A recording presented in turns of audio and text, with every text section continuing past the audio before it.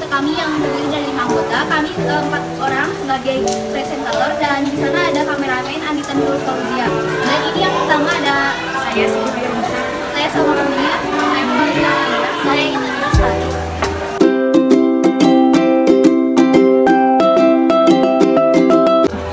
Selanjutnya saya di sini akan mempresentasikan tentang proses perubahan sosial dalam kehidupan masyarakat. Yang pertama, apa itu proses perubahan sosial?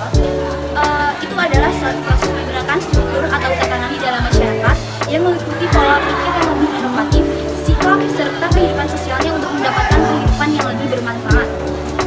Terdapat dua golongan masyarakat. Yang pertama, masyarakat statis. Apa itu yang dimaksud dengan masyarakat statis? Masyarakat statis adalah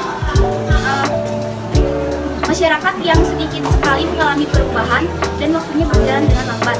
Tetapi sikap masyarakat statis tersebut tetap mengalami perubahan. Dan yang kedua ada masyarakat dinamis, yaitu masyarakat yang mengalami berbagai perubahan tetapi dalam waktu yang cepat. Contoh dari perubahan sosial dalam kehidupan masyarakat seperti model pakaian. Kita bisa membedakan pakaian yang dulu dan pakaian yang zaman sekarang bagaimana.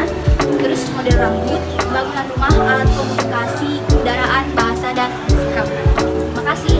Yang selanjutnya saya akan meneruskan materi sebelumnya. 2. Memahami konsep materi. Dalam suatu masyarakat selalu mengalami sebuah perubahan selama masih ada proses sosial di dalam masyarakat itu sendiri. Proses sosial ini mendukung terjadi proses perubahan sosial di dalam masyarakat. Menurut Suryo Sukanto, pada tahun 2009, proses perubahan sosial dapat diketahui karena adanya sebuah ciri-ciri. Yang pertama, tidak adanya masyarakat yang tidak berhenti berkembang karena di setiap masyarakat mengalami sebuah perubahan baik yang terjadi secara lambat atau cepat.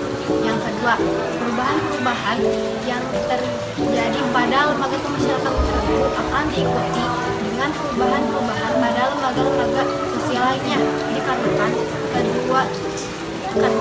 lembaga-lembaga tersebut bersifat interdependen yang artinya saling bergantung, maka sulit sekali untuk mengisolasi sebuah perubahan pada lembaga-lembaga tertentu saja.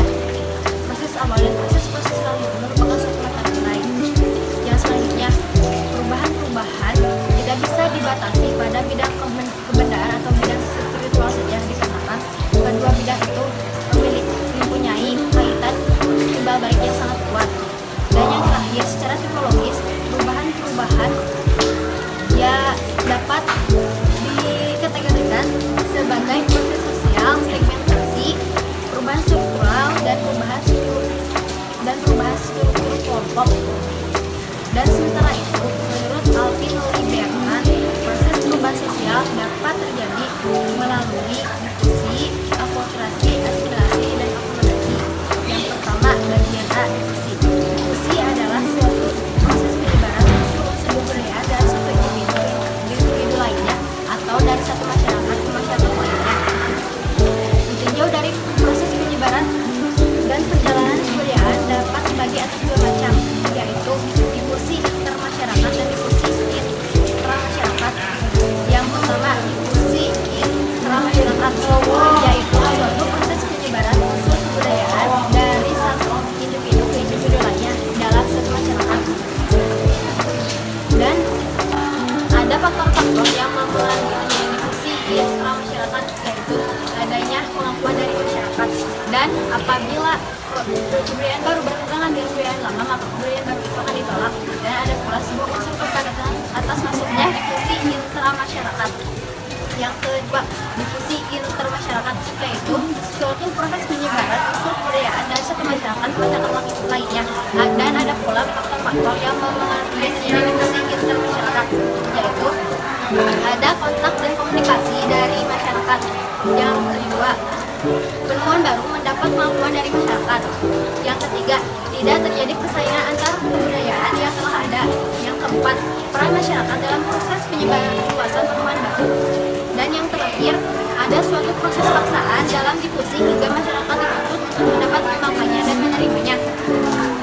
Saya akan melanjutkan materi presentasi dari yang sebelumnya. Yang kedua adalah akulturasi. Akulturasi adalah proses berpadunya dua kebudayaan yang berbeda dan membentuk kebudayaan baru yang tidak menghilangkan ciri kepribadian dari masing-masing kebudayaan kelompok tersebut. Contohnya adalah Menara Kudus merupakan contoh akulturasi budaya antara kebudayaan Hindu dan Islam. Yang ketiga, asimilasi. Asimilasi adalah suatu proses sosial yang ditandai dengan adanya usaha-usaha untuk mengurangi perbedaan-perbedaan yang ada di antara individu atau kelompok dalam masyarakat. Faktor-faktor pendorong asimilasi, yang pertama, toleransi antar kebudayaan yang berbeda. Yang kedua, kesempatan-kesempatan yang seimbang di bidang ekonomi. Yang ketiga, sikap menghargai orang asing dan kebudayaannya. Yang keempat, sikap terbuka dari golongan yang berkuasa dalam masyarakat. Yang kelima, persamaan dalam unsur-unsur kebudayaan. Yang keenam, perkawinan campuran. Yang ketujuh, adanya musuh bersama dan uang. Yang kedua adalah faktor-faktor penghambat asimilasi. Yang pertama, terisolirnya kehidupan kelompok. Yang kedua, kurangnya pengetahuan dari kebudayaan lain. Yang ketiga, perasaan takut kepada kebudayaan yang lain. Yang keempat, perasaan bahwa kebudayaan lain lebih tinggi dari kebudayaan lain. Yang kelima, perbedaan warna kulit dari ciri berdannya. Yang keenam, golongan minoritas terdapat gangguan dari golongan mayoritas. Yang keempat adalah akomodasi.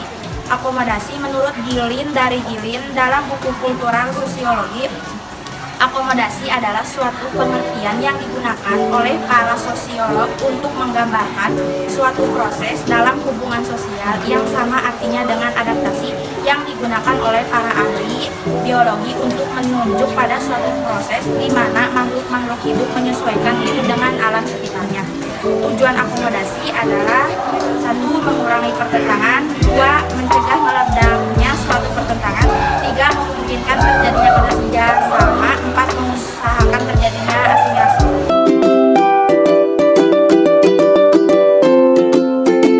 Yang terakhir, saya akan menyelesaikan materi dari kelompok ini. Akomodasi adalah konsentrasi mediasi antara ekonomi,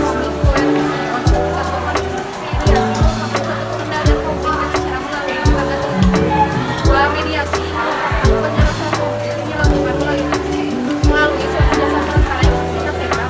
Pada mediasi itu dapat menyelesaikan pihak-pihak yang berkaitan antara dua pihak. Ketiga, arbitrasi merupakan suatu pengendalian atau penyelesaian konflik yang menunjuk pihak ketiga untuk memuluskan konflik atau penentangan tersebut. Dalam bentuk ini, pihak yang dimintai berusaha mencapai pihak ketiga untuk mengendalikan konflik tersebut. Yang keempat, kompromi merupakan suatu persetujuan yang dilakukan secara perdamaian untuk saling bersama-sama mengurangi hubungan.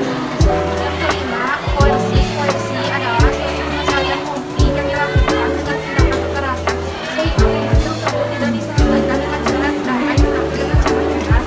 Yang keenam, eksekusi adalah merupakan suatu pengendalian konflik yang diselesaikan dengan cara pengadilan atau diselesaikan pengadilan. Toleransi merupakan suatu sikap saling menghargai perbedaan yang terdapat dalam masyarakat. Yang kedelapan, toleransi merupakan suatu keadaan yang ditandai dengan adanya kekuatan yang seimbang antara kedua pihak yang berbeda sehingga ketika yang tersebut pada titik tertentu. Sekian presentasi dari kelompok kami. Mohon maaf apabila ada kesalahan atau kata-kata yang kurang tepat dan penjelasan yang tidak rinci. Terima kasih. Dadah. Wassalamualaikum warahmatullahi wabarakatuh.